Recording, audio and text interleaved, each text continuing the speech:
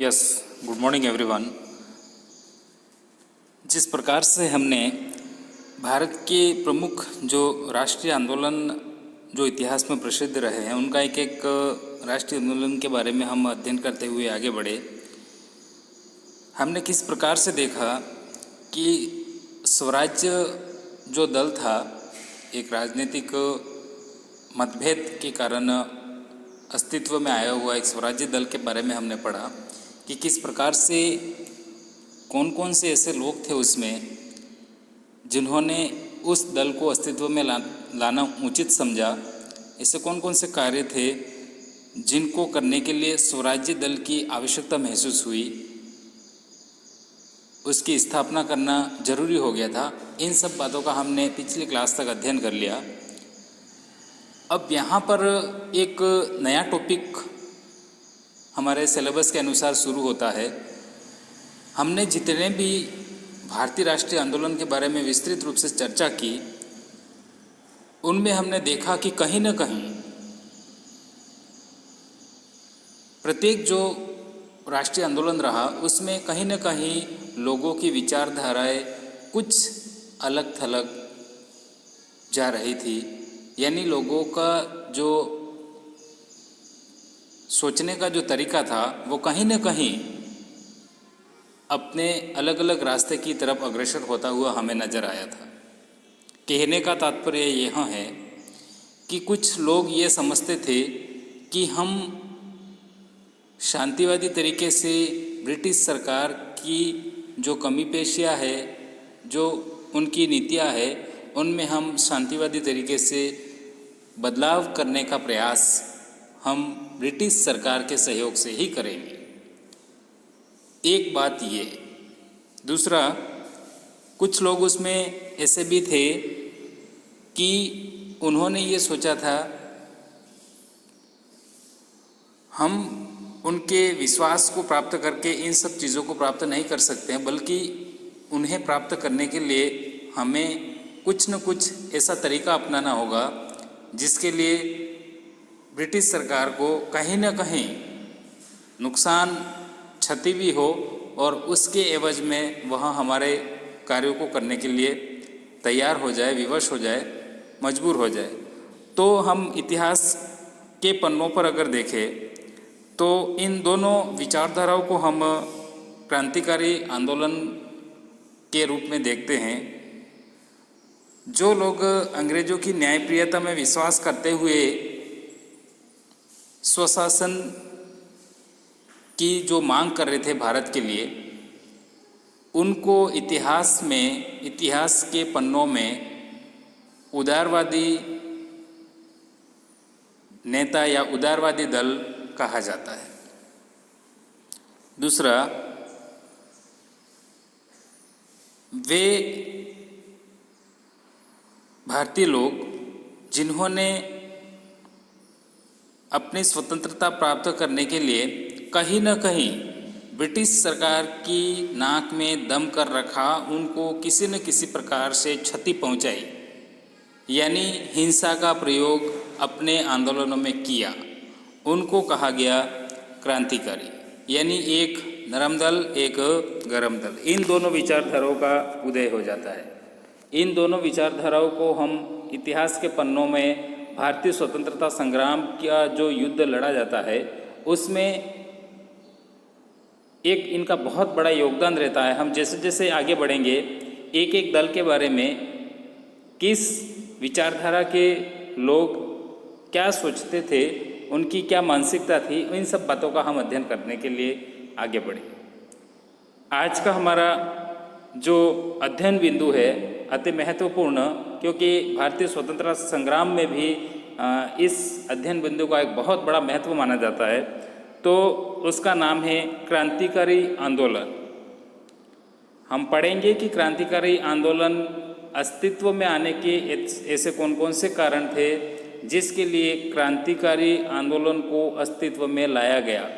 कुछ ऐसे लोगों का समूह, कुछ ऐसे लोगों का दल था जिन लोगों ने ये सोचा कि हम हिंसक तरीके से अंग्रेज़ों को अपनी जो मांगे हैं उनको मनाने के लिए विवश करेंगे।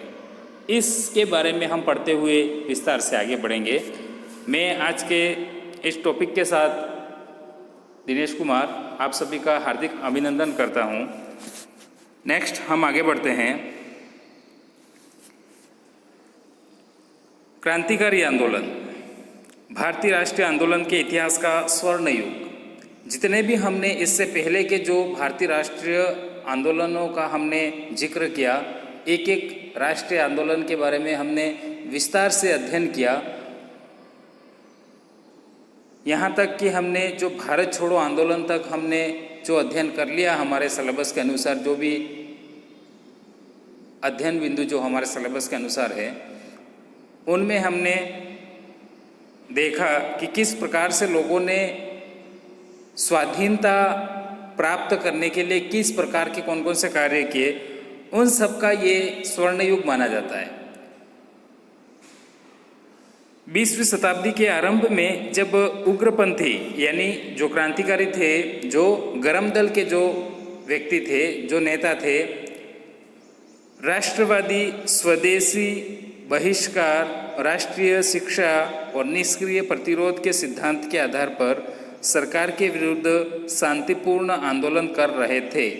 हमने देखा था कि किस प्रकार से महात्मा गांधी जी ने भी अपने सहयोगियों से आग्रह किया था कि किसी भी प्रकार का जो हम आंदोलन जो कर रहे हैं उसमें किसी भी प्रकार का हिंसा का प्रयोग नहीं होना चाहिए।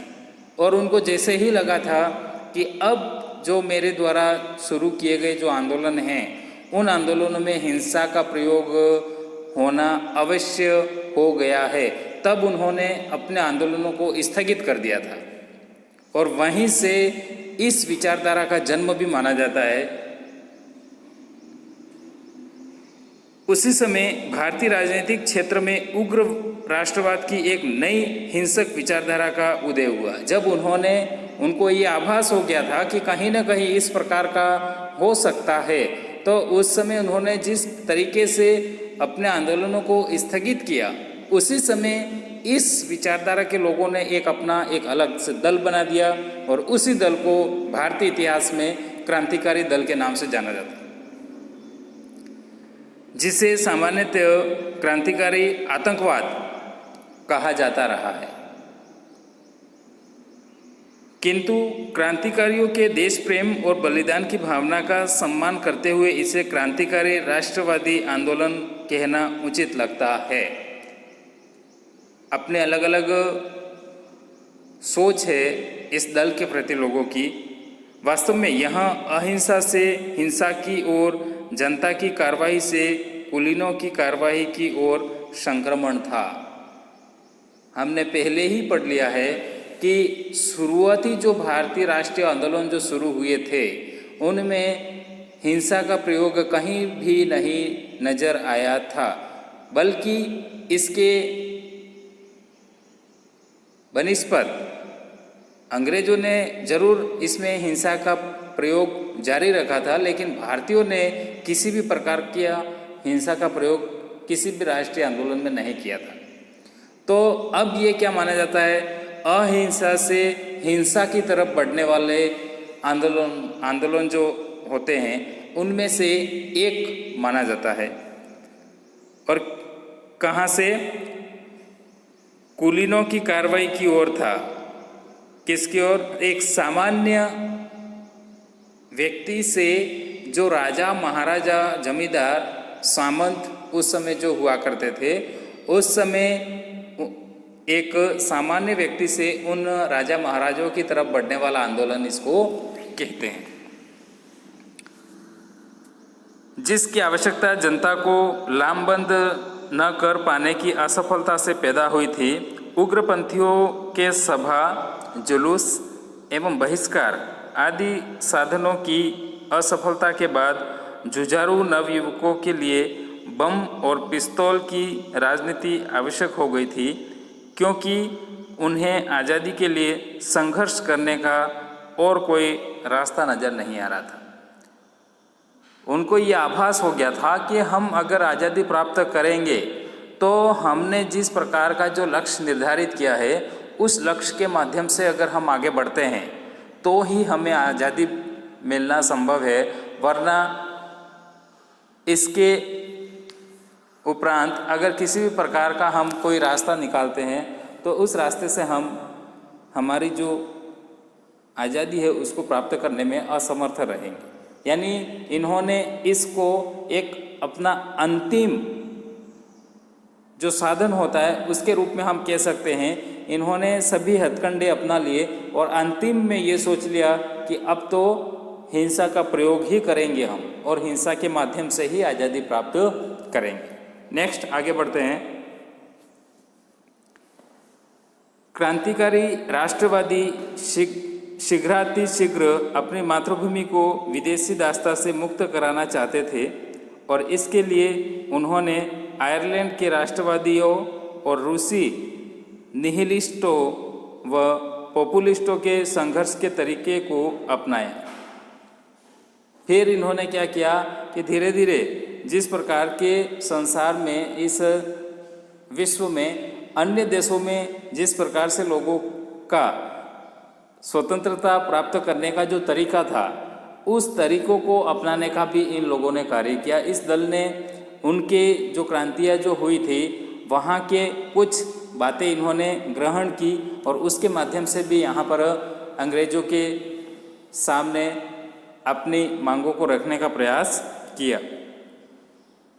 इन जुझारू राष्ट्रवादियों ने गुप्त समितियों की स्थापना की और बदनाम अंग्रेज अधिकारियों की हत्या की योजना बनाई। जो अधिकारी भ्रष्टाचार या अन्य किसी ऐसी लिपापोती में अगर समाहित है तो उन अंग्रेजों की क्या की, इस दल के जो नेता थे उन्होंने एक सूची बनाना तैयार किया और उस सूची के साथ जो भ्रष्ट जो अधिकारी थे उनको इन्होंने हत्या करने की कोशिश की। हत्या करके उनको एक उस सूची से उनका नाम हटाने की कोशिश की। यानी हम सार रूप में कह सकते हैं कि जो भ्रष्ट जो नेता थे उनको इन्होंने एक मारने की एक प्लानिंग कर ली। एक के बाद एक भ्रष्ट नेताओं को अपने प्लानिंग के हिसाब से उनको हटा देना। बम फेंके एवं गोलियां चलाई और क्या किए, हत्या के साथ साथ में कई विभिन्न जगहों पर बम फेंकने का भी कार्य कर दिया और उनके साथ साथ में बमों के साथ साथ में विभिन्न प्रकार के जो आंदोलन हुए उस आंदोलन में गोलियां चलाने का भी इन्होंने कार्य कर दिया था। इस दल के जो नेता थे, इस दल के जो व्यक्ति थे या इस दल का ऐसा मानना था कि इस तरह की हिंसात्मक कार्रवाई से ही अंग्रेज़ों को हम क्या कर सकते हैं, थोड़ा सा, बल्कि हम पूरा नहीं कह सकते, पूर्ण रूप से नहीं कह सकते हैं, एक कुछ क्षण के लिए उनको हम सोचने समझने के लिए विवश कर सकते हैं। किससे, हिंसा के प्रयोग से ही हम ऐसा करने में सफल हो सकते हैं। भारतीय जनता को संघर्ष की प्रेरणा मिलेगी और उनके मन में अंग्रेज शासन का भय खत्म हो जाएगा। क्या होगा, अगर हम ऐसा करेंगे तो हमारे देश की जो जनता है उस जनता को भी क्या होगा, हमारे द्वारा किए गए कार्यों से कुछ प्रेरणा मिलेगी, कुछ सीख मिलेगी और वहाँ भी क्या करेंगे, हमारा कदम से कदम मिलाकर साथ देते हुए हमारे साथ में खड़े होंगे। देखते ही देखते तमाम नवयुवक इस जुझारू संघर्ष में शामिल हो गए और इन्होंने ऐसा कार्य किया कि लोगों को, उग्रवादी जो नेता थे उनका कार्य करने का जो तरीका था, जो टेक्निक थी, वह लोगों में काफ़ी लोकप्रियता प्राप्त की और बढ़ती गई, जिससे अनेक से अनेक, अधिक से अधिक नवयुवक जो थे उसमें उन्होंने इसको ज्वाइन करना बहुत उचित समझा, क्योंकि जो कुछ भी हो रहा है वहाँ बहुत ही अच्छे तरीके से और सही ढंग से प्रस्तुत हो रहा है, हमें भी अपना योगदान देना चाहिए। आज़ादी के लिए बलिदान नए खून का आदर्श बन गया। इस जुझारू क्रांतिकारी आंदोलन के उदय के भी बहुत सारे ऐसे कारण थे जिन बातों की वजह से इन दल के जो नेता थे इन्होंने अपने आप को एक क्रांतिकारी, एक अलग ही विचारधारा के रूप में स्थापित करने का कार्य किया। नेक्स्ट हम आगे बढ़ते हैं। जो प्रमुख कारण थे उसमें क्या था कि नवीन राष्ट्रीय चेतना का विकास। उस समय विश्व में बहुत सारे देशों में भी जागृति का दौर चल रहा था, अपने आज़ादी प्राप्त करने का जो दौर चल रहा था, उससे कहीं ना कहीं भारतीय लोगों को भी सीख मिली, जिससे उन्होंने क्या किया, अपने जो काम करने के जो तरीके थे उनको उन जो क्रांति थी उनके हिसाब से अपने आप को ढालने का कार्य किया, जिससे कुछ उनको नया प्राप्त हुआ। 19वीं शताब्दी के अंतिम चरण में कई प्रकार के सामाजिक एवं आर्थिक परिवर्तन हुए, जिससे लोगों में एक नई राष्ट्रीय एवं राजनीतिक चेतना का विकास हुआ। राजनीतिक स्थिति के अनुसार उस समय किस प्रकार से भारतीय लोग ब्रिटिश सरकार के चरणों में किस प्रकार से बिल्कुल दब गए थे, उन्होंने कुछ जो विश्व में किस प्रकार की जो क्रांतियाँ हो रही थी उसके माध्यम से सीख लेते हुए अपने आप को जागृत करने का कार्य किया।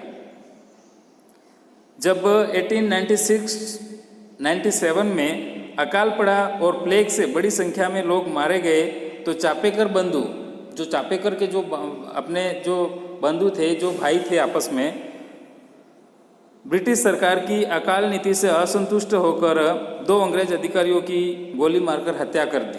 क्योंकि एक तरफ 1896-97 में भारत में भयंकर अकाल की स्थिति पैदा हुई थी और उस समय ब्रिटिश सरकार ने किसी भी प्रकार से भारतीयों पर ध्यान नहीं दिया था, जिसके एवज में जो चापेकर जो बंधु थे, जो भाई थे, इन्होंने 2-3 अंग्रेजों को एक साथ मारकर इस जंग का ऐलान कर दिया था। इसके अलावा बढ़ती बेरोजगारी, ये भी एक बहुत बड़ा कारण माना जाता है उस समय का, क्योंकि उस समय पूरी तरीके से हमने पिछली क्लासों में किस प्रकार से देखा था कि अंग्रेजों ने अपने राजनीतिक और धार्मिक और आर्थिक स्थिति से किस प्रकार से भारतीय लोगों पर अपना एक प्रभुत्व स्थापित करके रखा हुआ था। राजनीतिक पदों पर भी उस समय हमने देखा था कि कहीं ना कहीं भारतीय लोग छोटे मोटे पदों पर थे, लेकिन उसकी कंट्रोलिंग पूरी तरीके से ब्रिटिश व्यक्तियों के हाथों में ही हुआ करती थी। यानी हम कह सकते हैं कि जो उस समय जो पावर जो होती थी वहाँ पूरी तरीके से ब्रिटिश के हाथों में ही होती थी। उनको एक छोटा सा कार्यभार दे दिया जाता था, बाकी उसके बदले में उनको दूसरा कुछ भी प्राप्त नहीं होता था। बेरोजगारी और अंग्रेजों की नस्लवादी भेदभाव की नीति से भी भारत के शिक्षित नवयुवकों में असंतोष निरंतर बढ़ता जा रहा था। इस असंतोष की अभिव्यक्ति अंततः ब्रिटिश विरोधी सशस्त्र आंदोलन के रूप में व्यक्त होती है। आखिर में जो बेरोजगार जो नवयुवक जो थे शिक्षित, उन्होंने अपने हाथों में शस्त्र का प्रयोग करना उचित समझ लिया और शस्त्रों के साथ में ही उन्होंने आज़ादी को प्राप्त करना उचित समझा। नेक्स्ट, उग्रवादी राजनीति की असफलता। उग्रवादी राजनीति की असफलता भी बहुत कुछ हद तक बम और पिस्तौल की राजनीति के लिए जिम्मेदार थी। गर्मपंथियों ने विभाजन विरोधी आंदोलन के दौरान स्वदेशी और बहिष्कार के साथ निष्क्रिय प्रतिरोध का भी आह्वान किया था। उन्होंने स्वदेशी और विभाजन विरोधी आंदोलनों को जनांदोलन बनाने की कोशिश की और विदेशी शासन से मुक्ति का नारा दिया था। अरविंद घोष ने स्पष्ट घोषणा की कि राजनीतिक स्वतंत्रता किसी भी राष्ट्र की प्राणवायु होती है। एक जीवनदायिनी हम वायु के रूप में इसको कह सकते हैं, क्योंकि जब तक किसी देश को पूर्ण स्वतंत्रता नहीं मिलेगी तब तक वह क्या है, एक घुटन भरी जिंदगी जीने की कोशिश करेगा, ऐसा अरविंद घोष का मानना था। गर्मपंथियों ने आत्म बलिदान का आह्वान किया कि इसके बिना कोई भी महान उद्देश्य प्राप्त नहीं किया जा सकता। अगर जब तक हम किसी के अधीन हैं तब तक हम अपने किसी भी कार्य को सही ढंग से नहीं कर सकते। सबसे पहले हमें क्या होना है, स्वतंत्र होना है। उसके बाद में हम अपने जो भी कार्य होंगे उनको सही ढंग से प्रस्तुत करने का कार्य कर सकते हैं। किंतु वे जनता को सकारात्मक नेतृत्व देने में असफल रहे। उन्होंने जनता को जागृत तो कर दिया, एक राजनीतिक तरीके से किस प्रकार से हम बेड़ियों में बंधे हुए हैं, ये तो उन्होंने लोगों में जागृति पैदा कर दी। लेकिन अब यहाँ पर एक सवाल पैदा हो गया, किंतु वे यहाँ नहीं समझ सके कि जनता की इस नई निकली शक्ति का कैसे उपयोग किया जाए। उस समय लोगों को उन्होंने जागृत करने का कार्य कर दिया, उन्होंने लोगों को अपने साथ में जोड़ने का भी कार्य कर दिया। लेकिन अब उनके सामने समस्या ये पैदा हो गई थी कि इतने सारे लोगों का हमें सहयोग तो मिल गया, लेकिन इन लोगों का हम कहीं ना कहीं किस तरीके से हम इनका सही उपयोग कर सकते हैं, ये इनका एक समस्या का एक मुद्दा बन गया था। 1908 तक गर्मवादी राजनीति एक बंद गली में समा चुकी थी और सरकार दमन पर उतारू थी। ब्रिटिश सरकार तत्पर थी कि कहीं न कहीं जैसे ही हमें अगर मौका मिलता है तो क्रांतिकारी दल को हम पूरी तरीके से कुचल देंगे। ब्रिटिश सरकार की दमनकारी नीतियाँ, ये भी एक ऐसा कारण था जिसने क्रांतिकारी आंदोलन को एक बीज से स्फुटित होने का कार्य किया था। जो बीज होता है, जिस प्रकार से एक कली का रूप ले लेता है, वैसे ही क्रांतिकारियों को पैदा करने में इसका भी एक बहुत बड़ा महत्व माना जाता है, एक बहुत बड़ा कारण माना जाता है। जुझारू और क्रांतिकारी राजनीति के उदय में ब्रिटिश सरकार की दमनकारी नीति ने भी महत्वपूर्ण भूमिका निभाई। सरकार ने राष्ट्रवादी आंदोलन को दबाने की बहुत कोशिश की। 1907 से 1908 में बने दमनात्मक कानून ने किसी प्रकार के राजनीतिक आंदोलन को खुले रूप से चलाना असंभव बना दिया था। एक ये कानून उस समय पास कर दिया था कि किसी भी राष्ट्रीय आंदोलन को बिल्कुल स्वतंत्र रूप से आयोजित करने का अधिकार नहीं दिया गया था। ये एक कानून बना दिया गया था 1907-08 में। अगर किसी भी प्रकार का कोई आंदोलन होता है, उसका स्वरूप अस्तित्व में आता है, तो उसको पूरी तरीके से कुचल दिया जाएगा। प्रेस की स्वतंत्रता नष्ट कर दी गई थी। जो उस समय जो समाचार पत्र पत्रिका जो हम कह सकते हैं, जो लोगों में देश की जो स्थिति थी उनसे वाफिक, उनसे जागृत कराने की जो कोशिश कर रहे थे, उन पर भी अंग्रेजों ने पूरी तरीके से पाबंदी लगा दी थी। प्रेस की स्वतंत्रता बिल्कुल समाप्त कर दी थी। उसके बाद सभाओं, जुलूसों आदि पर प्रतिबंध लगा दिया गया था। प्रेस के साथ साथ में अगर कोई सामाजिक सभा का आयोजन हो रहा है तो उस पर भी प्रतिबंध लगा दिया गया था। जुलूस निकल रहा है तो उस जुलूस पर भी क्या था, प्रतिबंध था। स्वदेशी कार्यकर्ताओं पर मुकदमे चलाए गए और उन्हें लंबी लंबी सजाएं दी गई। अनेक छात्रों को शारीरिक दंड तक दिए गए। अप्रैल 1906 में बारिसाल में आयोजित बंगाल प्रांतीय सम्मेलन पर पुलिस ने हमला कर अनेक युवा स्वयंसेवकों की बड़ी निर्ममता से पिटाई की और सम्मेलन को जबरदस्ती बंद करवा दिया गया। दिसंबर 1908 में कृष्ण कुमार मित्र तथा अश्विनी कुमार दत्त जैसे 9 नेताओं को देश निकाला दे दिया गया। ऐसी इनकी नीतियाँ रही कि किसी भी प्रकार का अगर किसी व्यक्ति के नेतृत्व में अगर कोई ऐसा कार्य हो रहा है जिससे उनको नुकसान हो सकता है, तो उनको किसी न किसी प्रकार से सजा का रूप उनके लिए मुकर्रर करके उनको कुचल दिया जाता था। इसके पहले 1907 में पंजाब के नहरी इलाके में हुए दंगे के बाद लाला लाजपत राय और अजीत सिंह देश बाहर कर दिए गए थे। इनको भी देश निकाला एक सजा दी गई थी। इसके बाद विदेशी घटनाओं का प्रभाव, उसमें हम देखेंगे कि उस समय विदेशों में ऐसी कौन कौन सी घटनाएं हो रही थी, ऐसे कौन कौन से विद्रोह हो रहे थे लोगों के द्वारा, जिससे क्रांतिकारियों को कुछ सीख मिली। उसमें हम पढ़ते हैं, क्रांतिकारी आंदोलन के उदय में विदेशी घटनाओं की भी महत्वपूर्ण भूमिका थी।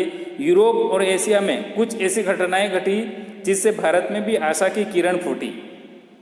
1905 में जापान के हाथों रूस की पराजय से पश्चिम की श्रेष्ठता का दंभ टूट गया।